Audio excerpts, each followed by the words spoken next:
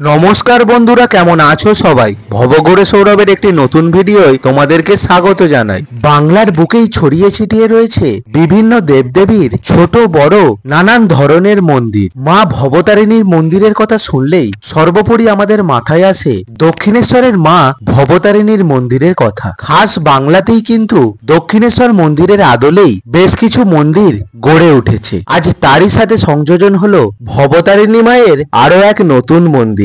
মন্দিরটির অবস্থান কোথায়, কিভাবেই বা পৌঁছানো যাবে ভবতারিণী মায়ের এই নতুন মন্দিরে, এই সমস্ত ইনফরমেশনই শেয়ার করব আজকের এই ভিডিওতে। তাই ভিডিওটি স্কিপ না করে সম্পূর্ণ দেখার অনুরোধ রইল।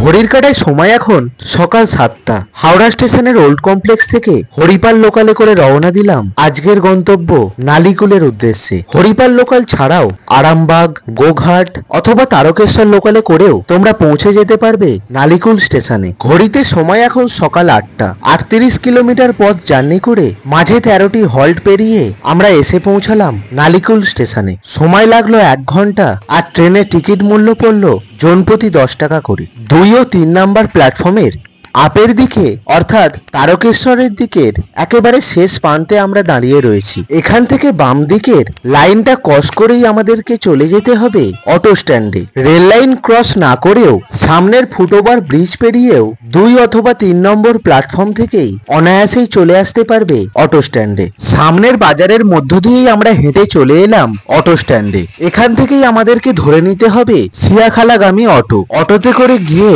আমাদেরকে নামতে হবে উত্তরপাড়া স্টপেজে। আচ্ছা, সামনের ডান দিকের রাস্তাটি দিয়ে আমরা এখন অটোতে করে এলাম নালিকুল স্টেশনের দিক থেকে। এসে নামলাম এই উত্তরপাড়া মোড়ে। অটোতে আসতে সময় লাগলো মিনিট 5 মতো। ভাড়া পড়লো জনপ্রতি 15 টাকা করে। এখান থেকে বাম দিকে গেলেই পড়বে সিয়াখালা। আচ্ছা, আমরা এখন এই উত্তরপাড়া মোড় থেকে বাম দিকের এই ঢালাই রাস্তা বরাবর বেশ কিছুটা সামনের দিকে এগিয়ে যাব। অবশেষে চলে এলাম সদ্য উদ্বোধন হওয়া নালিকুল উত্তরপাড়ার এই ভবতারিণী মায়ের মন্দিরের দর্শন পেতে। দুপাশেরই খোলা মাঠ, যার ঠিক মাঝেই এই নবনির্মিত মায়ের মন্দির। এক কথায় মন্দিরটি কিন্তু অপূর্ব সুন্দর ও অসামান্য হাতের কাজ আস্ত মন্দিরটিতে ফুটে উঠেছে। 14 বছরের 30শে জানুয়ারি ভবতারিণী মায়ের এই নতুন মন্দিরের উদ্বোধন হয়ে গিয়েছে। এখন দর্শনার্থীদের আসার জন্য মন্দিরটি সম্পূর্ণভাবে প্রস্তুত। সদ্য উদ্বোধন হওয়া এই নতুন মায়ের মন্দিরের খোলা ও বন্ধের সঠিক সময়সীমা কি রয়েছে, মন্দিরে ভোগ প্রসাদের ব্যবস্থা রয়েছে কিনা, এই সমস্ত তথ্যই তোমাদের সাথে শেয়ার করব। তবে তার আগে চলো আস্ত মন্দিরটি একবার ঘুরে দেখা যাক।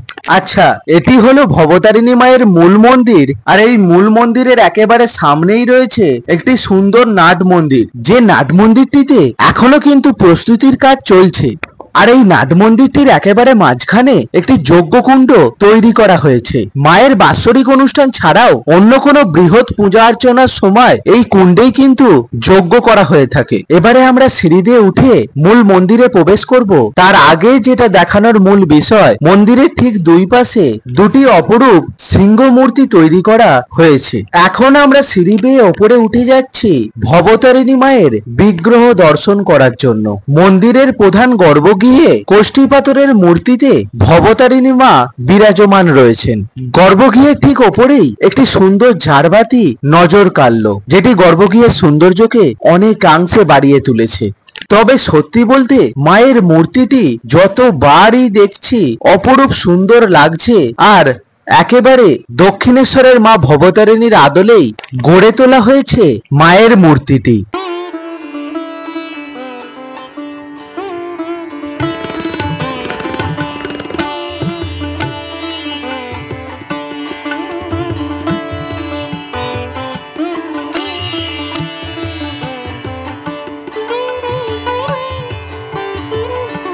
গর্ভগৃহের একেবারে সম্মুখভাগেই দেওয়ালের ওপর এক পাশে মা শারদার ও অপর পাশে ঠাকুর রামকৃষ্ণের মূর্তি তৈরি করা হয়েছে। গর্ভগৃহের ঠিক ডান দিকের সারিতেই প্রথমেই বাঁশি হাতে দাঁড়িয়ে রয়েছেন ভগবান শ্রীকৃষ্ণ।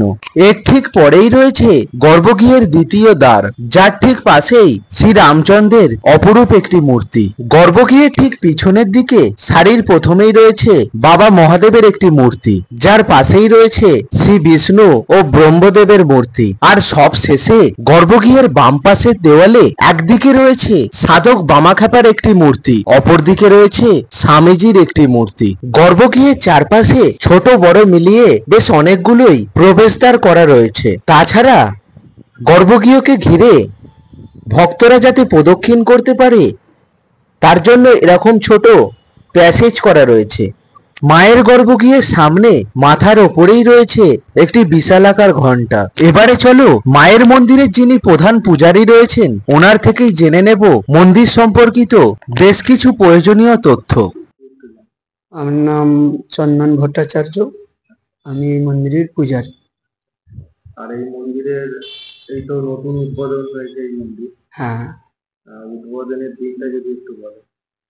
উদ্বোধনের দিন পার্টিকুলারই সত্যি কথা বলতে কি যে আমি ছিলাম, অন্য ঠাকুর মশাই এসেছিল। আমি এসেছিলাম এই প্রতিষ্ঠার পর এই মায়ের সেবা করার জন্য। সেবাই আমি এসেছি, আদ্যাপীঠ ওনাদের চ্যানেল থেকে এসেছি পুজো করতে। এখন আছি নতুন মন্দির, মায়ের মন্দির। বিভিন্ন দূর দূরান্ত থেকে লোক আসছে এবং মায়ের অনেক অবদান আছে। যদি মাকে একভাবে ডাকা যায়, এ মা অনেককে অনেক কিছু দিচ্ছে, অনেক মানে অনেকের রোগ জ্বালা ব্যাধি মুক্তি করছে। মাকে সেভাবেই ডাকতে হয়। আর আমার বাড়ি মেদিনীপুর, আমি এসছি এই মায়ের সেবা করার জন্য। এখন আছি, সেবা করছি এবং আপামরজন সবাইকে বলবো যারা ইউটিউব ব্যবহার করেন, ইউটিউব দেখে, যে মায়ের দরবারে এসে তারা মাকে সাধনায় সিদ্ধি লাভ পেতে পারবে। এখানে কি আগে মন্দির ছিল মায়ের?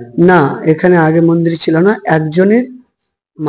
মা একজনকে আবির্ভাব করেছিল, তার অনুপস্থিতি এসেছে মা। ওনার লেখা বই আছে একটা, ওই বইটা যদি কাইন্ডলি আপনাকে দেখাই আপনি বুঝতে পারবেন। তার দয়ায় মা এসছে। মন্দিরের সময়সীমাটা যদি একটু বলেন।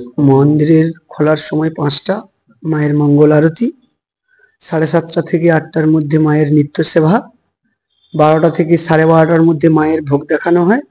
1টায় মায়ের মন্দির বন্ধ, 4:30টায় মন্দির খোলা হয়, আবার সন্ধ্যা 8টায় মায়ের মন্দির বন্ধ হয়ে যায়। বাৎসরিক উৎসব কবে হয়? যেই বাৎসরিক উৎসব মানে যেই ডেটে হয়েছিল, বাংলার 16ই মাঘ, অর্থাৎ যেই দিন মায়ের মন্দিরের উদ্বোধন হয়েছে, প্রতি বছর সেই দিনেই মায়ের মন্দিরের বাৎসরিক উৎসব অনুষ্ঠিত হয়ে থাকবে। মন্দিরের সময়সীমাটা তো স্বয়ং ঠাকুর মশাই নিজেই বলে দিলেন। এবারে ভোগ প্রসাদের ব্যাপারটা একটু জেনে নেই চলো। মায়ের মন্দিরের বাম পাশে তাকাতেই চোখে পড়ল বেশ কিছু ছাদঘর এখনো তৈরি হচ্ছে।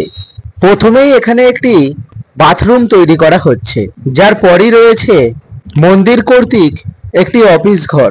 অফিস ঘরের পাশেই রয়েছে একটি স্টোর রুম, আর একদম শেষ প্রান্তে রয়েছে মায়ের ভোগ প্রসাদ তৈরির রন্ধনশালা। সাধারণ মানুষদের জন্য এখনো পর্যন্ত এই মন্দির কর্তৃপক্ষ কোনো রকম ভোগ প্রসাদের ব্যবস্থা করে উঠতে পারেনি। তবে মন্দিরে ঠাকুরমশাই জানালেন মাসখানেকের মধ্যে ভোগ প্রসাদের ব্যবস্থা চালু হয়ে যাবে। মায়ের মন্দিরে ভোগ প্রসাদ গ্রহণের জন্য অবশ্যই থাকবে কুপনের ব্যবস্থা।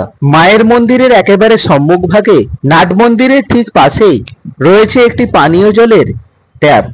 ভবতারিণী মায়ের মন্দিরে আসা ভক্তরা এই ট্যাপের জলে হাত ধোয়া অথবা প্রয়োজনে জলপান এখান থেকেই করে নিতে পারবে। আচ্ছা, ভবতারিণী মায়ের এত বড় একটি মন্দিরের সংযোজন হয়ে গেল। মায়ের এই মন্দির গড়ে ওঠার পিছনের ইতিহাসটা কি তোমরা জেনেছো? না জানা থাকলে একটুখানি ওয়েট করে যাও, এখনই বলে দিচ্ছি। আমাদের পশ্চিমবঙ্গ রাজ্যের হুগলি জেলার হরিপাল থানার অন্তর্গত ধান্যহানা তথা উত্তরপাড়া গ্রাম। আর এই গ্রামেরই বাসিন্দা বাদল পাখিরা জ্যৈষ্ঠ পুত্র বাপন পাখিরা একটা স্বপ্ন দেখেছিল। গাড়ি বাড়ি তৈরির স্বপ্ন নয়, ভবতারিণী মায়ের মন্দির গড়ার স্বপ্ন, তাও আবার দক্ষিণেশ্বরের আদলে। সংসারের আর্থিক টানের সাথে তাল মিলিয়ে স্বপ্নকে মাথার গোড়ায় রেখে চাষির ছেলে বাপন থেকে স্যাকরা বাপন হয়ে ওঠার যাত্রাপথটা খুব একটা সহজ ছিল না। পরবর্তীতে আর্থিক সচ্ছলতা এলে 10-12 বছরের সুপ্ত মনস্কামনা কে বাস্তবে রূপ দিতে চায় বাপন পাখিরা। মা ভবতারিণী তাকে অহেতুক কৃপাধারায় সিঞ্চিত করলো। মা যেন তাকে অলক্ষ্য থেকে বলছে, গত জন্মে তুই যে আমার বহু সাধনা করেছিস, তুই হচ্ছিস আমার মুষ্টিমেয় প্রিয় ভক্তদের মধ্যে একজন। তোর পূজা নেয়ার জন্য আমি আকুল হয়ে রয়েছি। মায়ের আশীর্বাদ ও দক্ষিণেশ্বরের মহারাজদের অনুমতি সাথে নিয়ে 1421 সালের জ্যৈষ্ঠ মাসের একটা শুভ দিন দেখে মায়ের মন্দিরের ভিত্তি স্থাপন করেন। ইঞ্জিনিয়ারকে দিয়ে মায়ের মন্দিরের নকশাও করিয়ে নেন। মন্দির তৈরির জন্য খরচের বরাদ্দ করেন 1,05,00,000 টাকা। অবশেষে 14 বছরের 30শে জানুয়ারি মন্দিরের দ্বার উদ্ঘাটন করা হয়। এই ছিল তোমাদের ভবঘুরে সৌরভের আজকের ভিডিওটি কেমন লাগলো কমেন্ট করে জানিও। ভালো লাগলে বন্ধুদের সাথে শেয়ার করো, আর চ্যানেলে নতুন হলে চ্যানেলটিকে অবশ্যই সাবস্ক্রাইব করো। দেখা হচ্ছে নতুন কোনো ভিডিওয় নতুন কোনো ভবঘুরের সন্ধান নিয়ে।